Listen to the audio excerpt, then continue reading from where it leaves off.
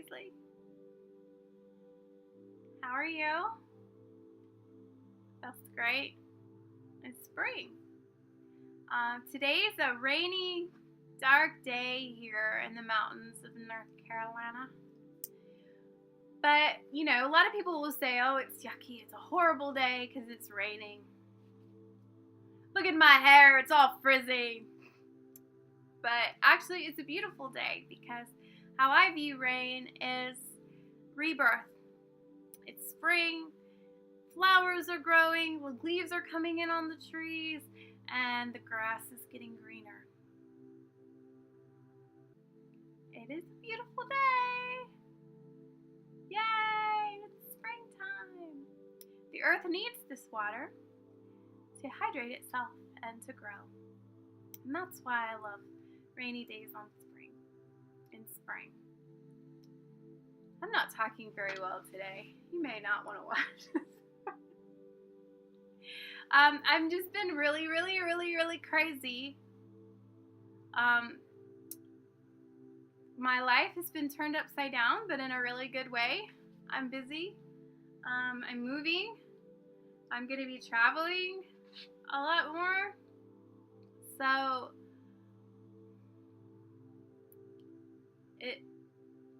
it's just crazy. I'm taking marketing this semester. So I've got all that crap to deal with. Love school. Yay, school. And I'm redesigning the website. Yes, I know, again. But I want it to look more professional, especially since I'm getting ready to open the publishing company. So today I am going to share with you an excerpt from Fragmentations of a Stained Soul. This is my baby. It's almost heading to layout. So excited! It's almost ready. But I wanted to share with you one of the aha moments, the pivotal aha moment in the book. Actually, the second to last chapter. And this a little bit of background on this story. This is the lead. Her name is Kat, and we first see her in New York. She's a very powerful editor, mid-30s, and very power hungry, very driven by success and fame. She's felt all her life that she would be the only one who could save herself, so she became her own hero. She treats men very poorly. She treats everybody very poorly. She's on a really big power kick until one night everything kind of changes for her, and she starts her awakening journey. She finds herself back at home with her mother and her mother's new husband and her brother Sean, who have all had awakening experiences as well. So they're trying to help her along, and she meets a lot of other people to help her with her journey along the way. And when I talk about twin flames, if you don't know what that is, you can always Google it, but think of it as like a soulmate, just deeper. The person, the one that is meant for you, that was made for you. And so if you don't like the term twin flame, just think of soulmate when I'm saying twin flame. Because I talk about it a lot, because she ultimately discovers that she is a part of a twin flame relationship, and in her seeking out said twin flame relationship, she actually finds a lot about herself. Good stuff here. Every chapter has a kind of a flashback scene that will tie in everything up to that point. It lets up to the end. It lets the reader know where she's coming from, how this awakening has taken place, how her life has gotten to the place where it is because of how she grew up, and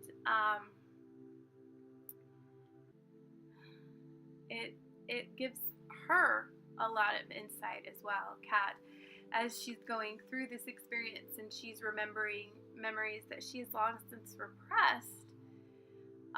She's finding that all of it ties in together, which it does. All of it ties together. So, I'm going to read bits of chapter 24. I'm going to read the flashback scene, and then I'll give you a little bit of background information and read her complete awakening moment. You ready? Let's go. All right. And by the way, it is written in first person. You'll find that out soon enough.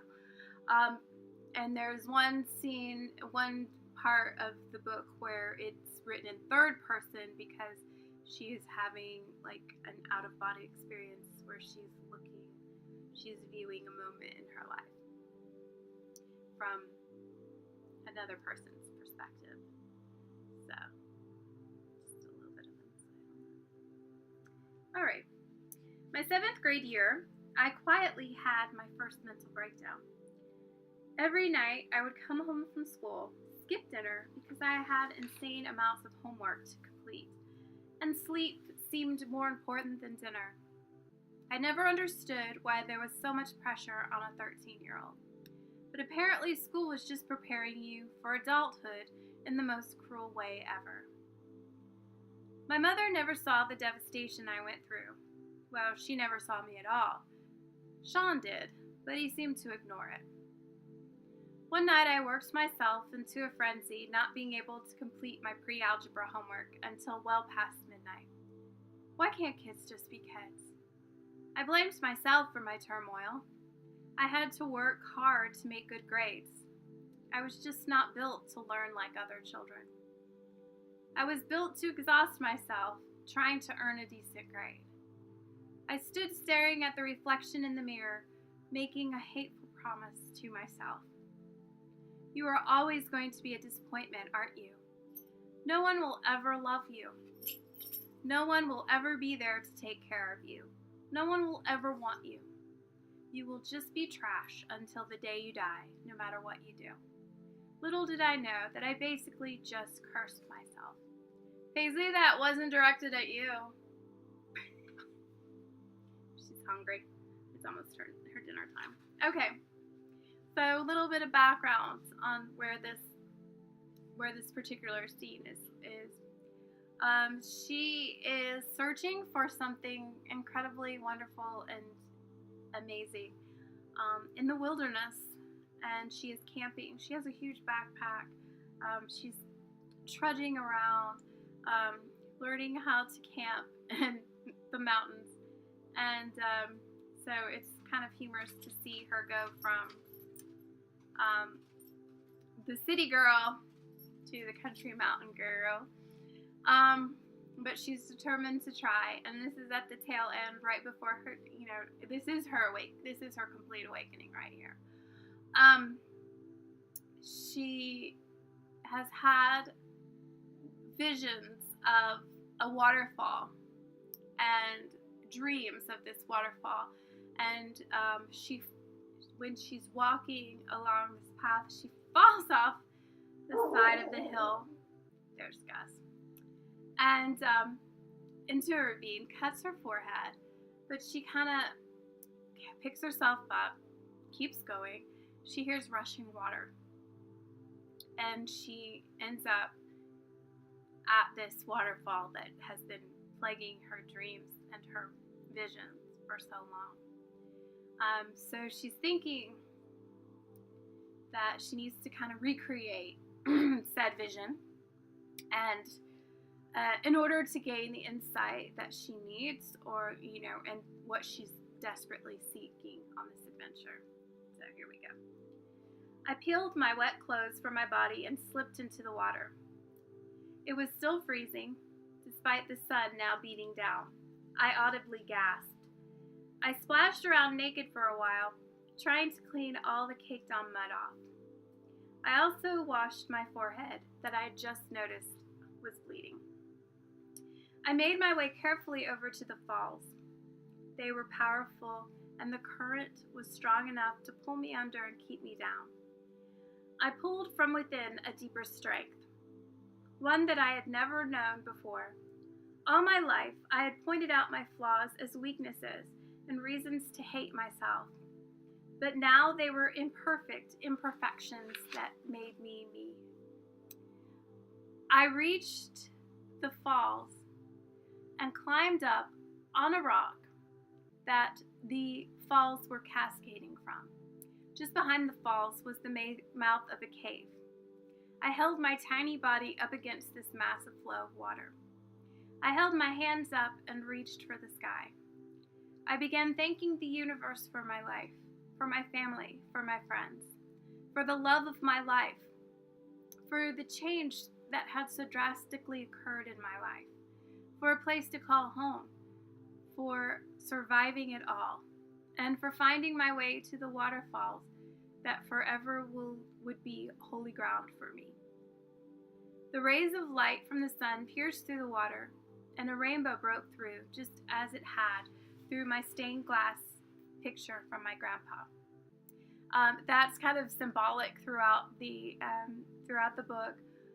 She receives, when she's younger, right before her grandpa dies, a stained glass picture with a little blue bird in it, and that becomes kind of like the focal point for her awakening as she sees herself in that bird,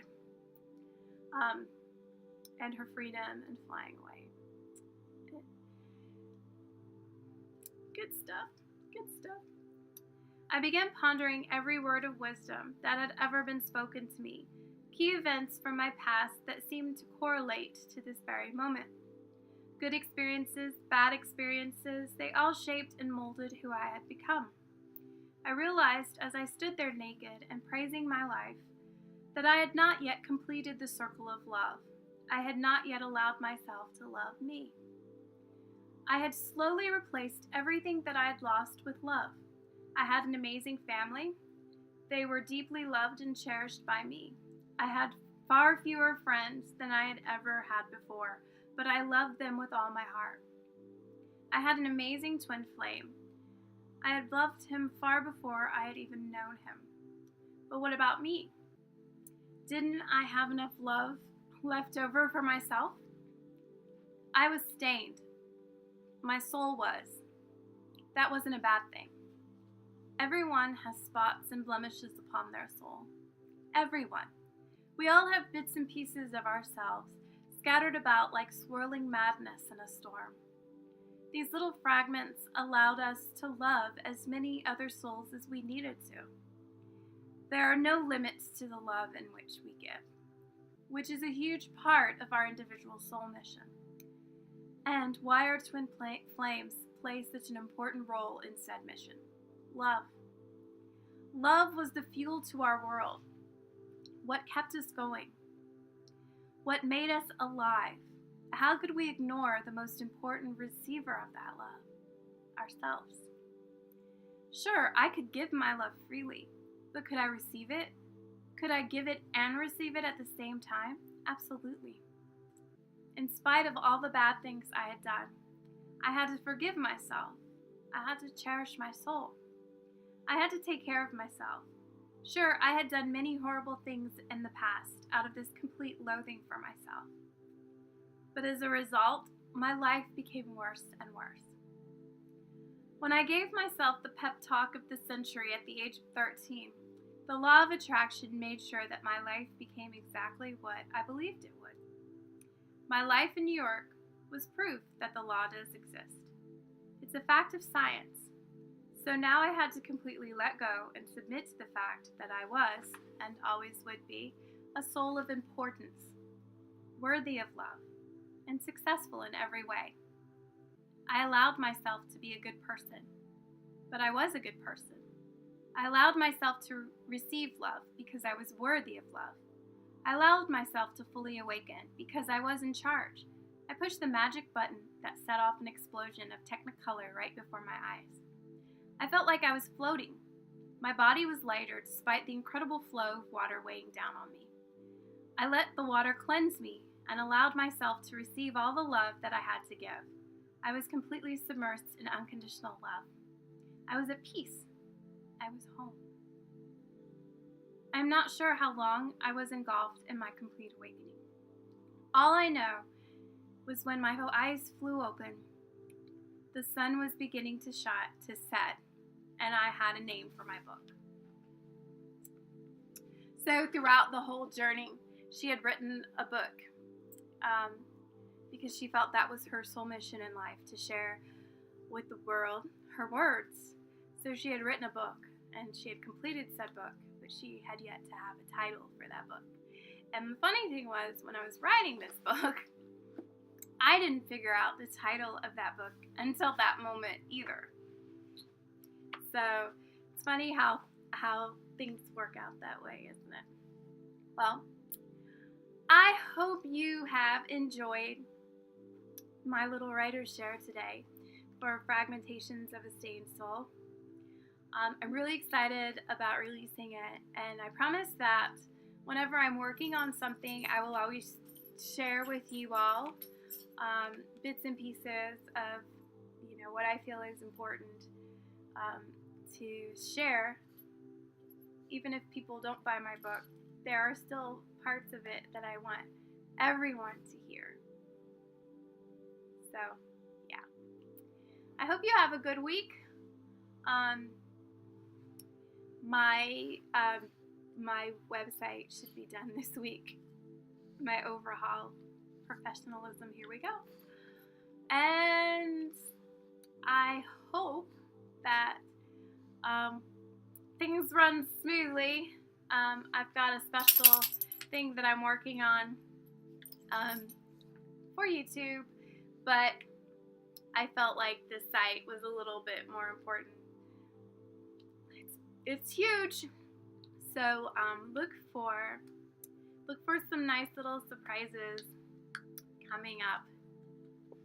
It's spring, and I cannot wait to start my travel adventures. So stay tuned for that as well.